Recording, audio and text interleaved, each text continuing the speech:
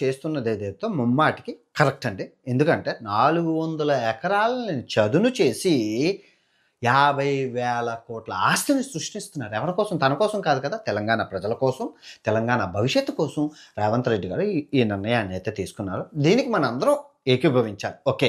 పక్కన పెట్టండి. ఇప్పుడు ఈ డబ్బంతా వస్తే తెలంగాణ అభివృద్ధి చెందుతది. దేశంలో ఈ భారతదేశ పటంలో తెలంగాణ అనేది ఒక బంగారు 40, 50,000 కోట్లు అంటే మామూలు విషయం కాదు. ఓకే.